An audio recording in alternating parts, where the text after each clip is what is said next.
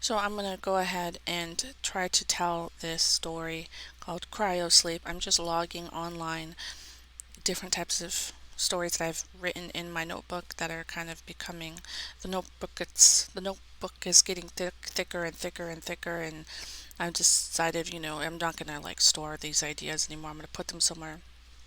So this story is called Cryo Sleep, and in this world there's concrete ponds, there's an artificial sky, there's no real sunlight, not natural. It's more like, the light that's put over plants, like a UV type sunlight. It's not natural because there's no sun where these people are, maybe a different planet type of thing. And I wrote this in 2012 or so. And basically, this is about teenagers interacting with a new form of entertainment in their time.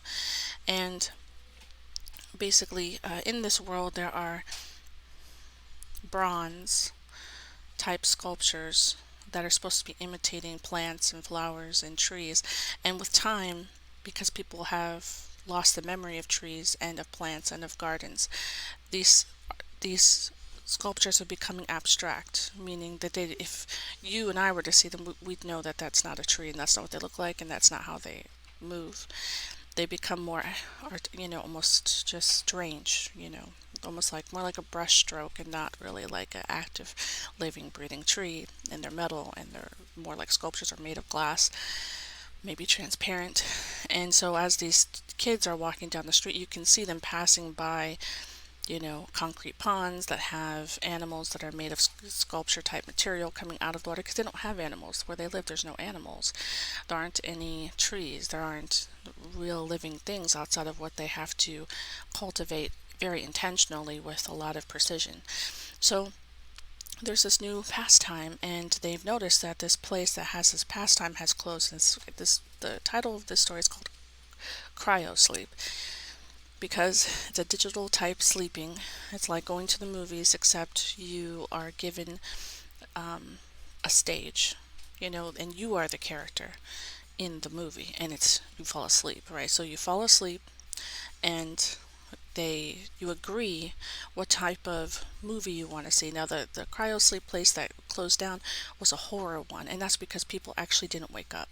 So that's why when they went to go and get in line at the new cryo place with the horror film or the horror dreaming, they found that it was closed due to the fact people actually did not wake up. That's how horrific the cryo sleep was. They actually didn't wake up from the nightmare. And people would line up to get this done to them, to actually have a nightmare and be the character in a nightmare, right?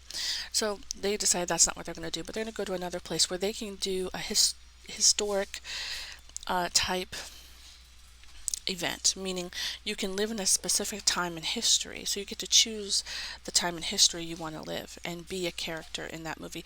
We kind of do this now when you go to certain type of theme parks. They'll let you pose like in some Western, and they'll give you the Western clothing and, some black and white camera type image.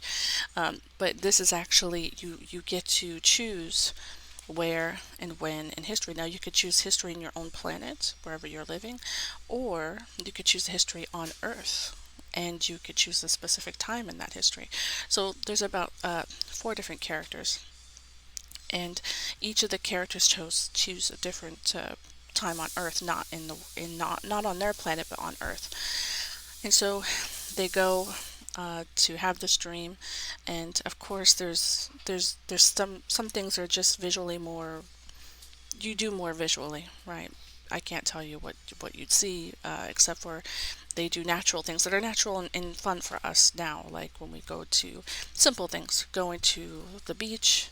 They don't have beaches there. Going to the pond or to the lake, they don't have lakes there. Their lakes are concrete lakes. I don't know if you've been to the Hoover Dam, but that's pretty much what it's like. Just concrete water. Nothing really natural happening there, except for maybe concrete made to look like rocks, stuff like this. So they feel a new breeze, and in this, I guess you could say maybe it's a montage. You would see that they're noticing things that we take for granted, like the natural sunlight, the animals, the interaction with the animals that are everywhere in trees, the fact that trees don't look the way they do on their planet. They're like, oh, look, the trees look differently, they feel differently, they actually move, and they have leaves that fall off the trees. And so each of these characters get addicted to different things. So one character, for example, after they wake up, they're sad they've actually woken up. They've got so caught up in that dream, the dreaming sequence, that they wake up in almost like a nightmare. Like, this place is concrete. This place doesn't feel real anymore, you know. So the next day, the main character goes to find their friend, which is one of the three people, and they find one of the characters sitting in the metal garden, the sculpture garden. And day after day, every time this main character goes to look for this friend, they're always sitting in the garden, and they look always sad, and they're not who they used to be. And then they find another friend sitting by the water, and near the metal ducks or the metal turtles. My husband is exercising, if you can hear him, with his energy drink. And then we have another who who is simply sitting on a bench, and chooses not to interact with people, but on the bench there's a person. You know how we have these benches that have like metal people, or I guess bronze people, and on this particular bench there happens to be a bronze person of a specific time period from a certain planet Earth. And they've actually shut down the chronic sleep place, this main character realizes, because of the adverse effects. And the adverse effect is that there are people who have gone into a Great Depression or into a sadness because they miss the way people are at a specific time in history.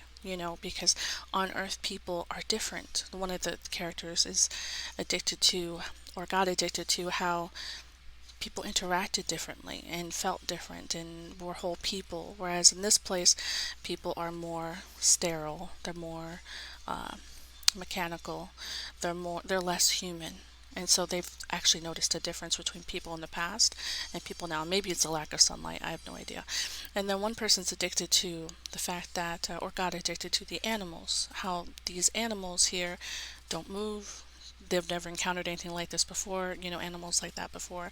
They don't even have so much as cats or dogs that can survive where they are. And so they get addicted to that, to the animal aspect, like, how and we all know if you have a cat or a dog, there's a bonding that occurs that if you never encountered that before, it's kind of cool. And then another person's addicted to of course, the one is sitting in the bronze garden got addicted to the natural light, the breeze, the plants. And when there are conversations, which is hard to read a screenplay online, that's why I'm not going to read it, because it sounds kind of dumb. Then you have to say each character's name, or there has to be a narrator, so it can't really read the same. But this is all being expressed to the main character, how they became, how they're sad, how this reality is not what it was in the place in which they were, and how things will never be the same for them, how they were able to step out of the mindset that they were familiar with, and now that they're back to this old world, or the world they've always been in, they are having a hard time coping. And I think the product of this is from the dreams that I have that were extremely vivid of heaven. This is how I felt. I come back going, this reality doesn't feel quite like it once did. It's lost its luster. It's not, but I have also, I think this is my maybe psychological way of trying to remember that in this place, God does good things too, So things aren't concrete. So it's my way of trying to cope and say, but I do have natural sunlight here, not artificial sunlight. I do have real, animals in the trees, and I can hear birds in the morning. We have these two birds that one sits above our windowsill and one sits above our door, and they huddle into the corners of our home. And it's just so cute, because in the morning, we know that in the morning they'll actually start talking or chirping right before the sun rises, and it's very loud because they're at our door frames or our window seals. And I think the reason why is because we have birds, and I think they hear our birds are happy because they fly around on our porch. So, or they smell our birds' food or something. But there is something about that, like a bird finding shelter or shade in, the corner of your home. And it just feels special.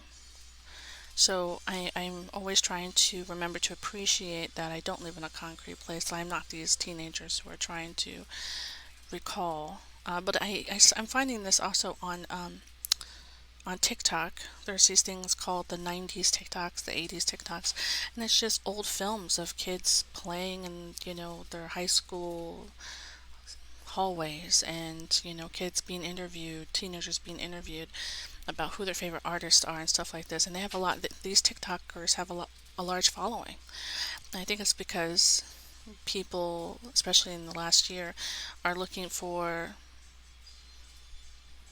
I guess you could say, shelter, shade,